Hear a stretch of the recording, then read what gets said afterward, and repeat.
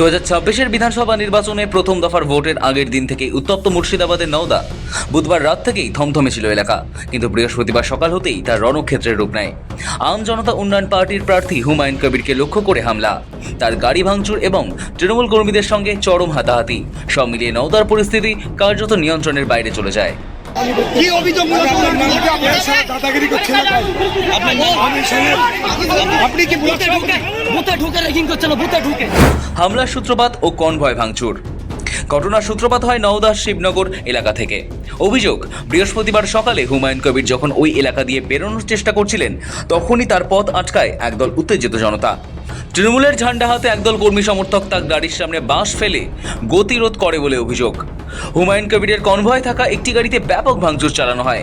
শুধু তাই নয়, পোলিং এজেন্টের গাড়ি লক্ষ্য করেও বৃষ্টির মতো ইট ছোড়া হয় বলে অভিযোগ উঠেছে।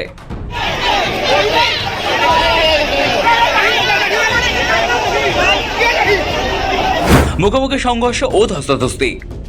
বাঁশ ও লাঠি নিয়ে দুপক্ষের এই লড়াইয়ের মাঝপথে পড়ে যান পুলিশ এবং কেন্দ্রীয় বাহিনীর জওয়ানরা। তৃণমূল কর্মী সমর্থকদের সঙ্গে হুমায়ুন কবিরের হাতাহাতি এবং চরম ধস্তাধস্তি শুরু হয়। কেন্দ্রীয় বাহিনীর জওয়ানরা পরিস্থিতি সামাল দেওয়ার আপ্রাণ চেষ্টা করলেও বিক্ষোভকারীদের রণংদেহী মেজাজের সামনে বারবার বাধা পায় নিরাপত্তা বাহিনী। খোদ কেন্দ্রীয় বাহিনীর আধিকারিকদের সঙ্গেও বিক্ষোভকারীদের উত্তপ্ত বাক্য বিনিময় ও বচসা চলতে থাকে। একসময় চূড়ান্ত বিশৃঙ্খলা সৃষ্টি হলে নওদা রাজপথেই বসে পড়ে প্রতিবাদ জানাতে শুরু করেন হুমায়ুন কবির। পুলিশ পরিচালনা করছে, লোকাল পুলিশ, এখানে অ্যাডিশনাল এসপি, এসডিপিও, আদার্স যারা আছে নওদা থানা, তারা পরিচালনা করছে। নওদা থানার একাংশ অফিসার ডাইরেক্ট এখানে রাতভর গিয়ে পিস্তল নিয়ে গিয়ে, বেআইনি রিভলভার নিয়ে গিয়ে পুলিশের সামনে কি করে যায় মস্তানরা? পুলিশ কেন তাদের গ্রেপ্তার করেন? এটা দালালি করা ছাড়ার অন্য কি আছে? ঘটনায় পুলিশের ভূমিকা। একসময় পরিস্থিতি আয়ত্তের বাইরে চলে যাচ্ছে দেখে ঘটনাস্থলে থাকা পুলিশ বাহিনী লাঠিচার্জ শুরু করে। লাঠির ঘায়ে ভিড় ছত্রভঙ্গ করার চেষ্টা চালানো হয়। দীর্ঘক্ষণের টান উত্তেজনার পর কেন্দ্রীয় বাহিনীর কড়া নিরাপত্তা দিয়ে হুমায়ুন কবিরকে ওই বিক্ষোভস্থল থেকে উদ্ধার করে সরিয়ে নিয়ে যাওয়া হয়। সব মিলিয়ে নওদার এই ঘটনায় নির্বাচন কমিশনের নিরাপত্তা ব্যবস্থা নিয়েও বড়সড় প্রশ্ন উঠে গিয়েছে।